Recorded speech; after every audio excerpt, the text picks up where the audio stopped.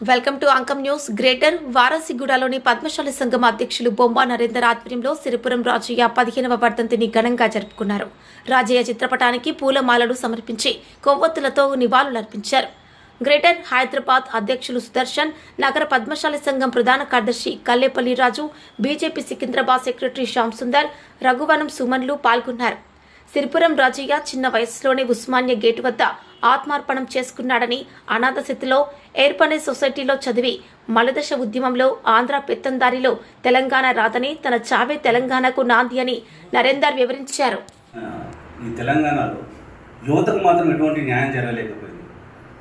రాజకీయ నాయకులు మాత్రం వాళ్ళు బాగుపడ్డారు, రాజకీయ నాయకంగానే తెలంగాణ అనేది పోయింది తప్ప వాళ్ళు ఏదైతే ఆశించిండ్రో వాళ్ళ కోరికలు ఏవైతే ఉన్నాయో పిల్లలు ప్రాణత్యాగం 1300 మంది పిల్లలు, అందులో అందరూ కూడా మన బీసీ కులానికి సంబంధించిన వాళ్ళే, ఎక్కువ వాటికి అయితే మన వాళ్ళే ఉన్నారు. కానీ అలా తెలంగాణని పీడ్చుకు తింటుంది మాత్రము రాజకీయ నాయకులు మాత్రమే తెలంగాణని పీడ్చుకు తింటూ ఉన్నారు. వాళ్ళ త్యాగాలకు అసలు సభ నిర్వహిస్తున్నటువంటి వారికి సిరిపురం యాదయ్య స్మారక సమితి పెద్దలకు, ముఖ్యంగా నేను కూడా 10 సంవత్సరాల నుంచి సిరిపురం యాదయ్య పద్మశాలి అనగానే పద్మశాలిలో కూడా ఒక ఉన్నతుడు. ఆయన పుట్టింది సాధారణ కుటుంబంలో, తల్లిదండ్రులు లేకున్నా తాను చదువుకుంటూ మరణిస్తే గత ప్రభుత్వం ఏమన్నదంటే ఆయనకు ఎవరు లేరు కాబట్టి ఆయన చచ్చిపోయారని ఆ రోజు పుకార్లు లేపింది.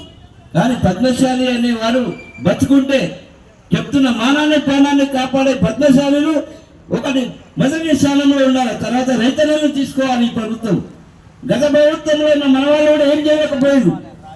ఎందుకు ఓసీల ప్రభుత్వంలో మన వాళ్ళు అడగలేక ఈనాడు ఉన్న ఎమ్మెల్సీ రమణన్న కూడా అడిగిందా? మేమే తెచ్చినామంటారు కొండలక్ష్యం రాబోయే విగ్రహాన్ని. కానీ ఆమెను బీసీలో దాసురాజు కూడా మేము కొట్టాడి ఎంతో పోరాటాలు చేస్తే అది అందరూ ఫలితంగా ఆమె విగ్రహం ఏర్పడింది. ఈనాడు కూడా ఈ రోడ్డుకి మనము రోడ్డు కాదు, ఇప్పుడు ఎన్సీసీ రోడ్డు కాదు, సిరిపురం అదే రోడ్ అని పెట్టుకొని మనం ప్రచారం చేసుకోవాలా. కానీ అది పెట్టేదాకా కాదు. కాబట్టి ఆయన విగ్రహం పెట్టేదాకా కూడా మనం కొట్లాడాలి. మన ఎమ్మెల్సీ మన రాజయ్య గారు కూడా ఈనాడు పోటీ చేస్తున్నారు ఎమ్మెల్సీగా. కానీ డబ్బులు పెట్టకుండా పోటీ చేస్తే గెలుస్తారా? ఎందుకంటే గెలవరు. కానీ బీసీలంతా ఐక్యత ఉన్నారా? బీసీలలో ఒకటి కాంగ్రెస్కి నిలబడతాడు, చివరికి వస్తే ఓసీ గెలుస్తాడు. కాబట్టి ఇది తప్పు. బీసీల రాజ్యం వచ్చిన నాడే మన సిరిపురం యాదయ్యకి మనమే నిర్మించుకోవాలి. నేను పక్క కూర్చోని వారసులో ఉంటా. నిన్నటి రోజు నేను ఆయనది చేశాను మేము. ఎందుకంటే నిన్నటి రోజు వనం ఝాన్సీది 14వ ఆమె వర్ధంతుండే, అదే రోజు ఆయనది కూడా చేశాం. మన రాజుగారు వచ్చారు. కాబట్టి మనము ముఖ్యంగా పద్మశాలీలు చాలా వరకు వర్గాలు ఎక్కువైపోయినాయి. ఈ వర్గాలు ఒకటి రాజయ్య గారు తీసుకురావాలి. ఎందుకంటే టీఆర్పీఎస్ ఎందుకు, మన టీబీపీ ఎందుకు, ఇవి అవసరం మనకు? ఇదందరూ ఒకటి తీసుకొస్తే మనం ఎందుకు? ఈయన సంఖ్య 5,000 సంఖ్య, ఇక్కడ పక్కకున్నది ఒక 50 మంది లేరు ఇక్కడ.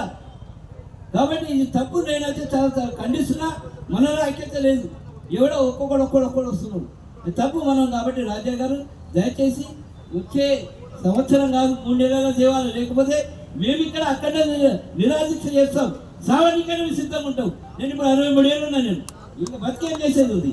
ఆ సిరిపురం ఏదో ఆశయాలను సాధించుకోవాలి.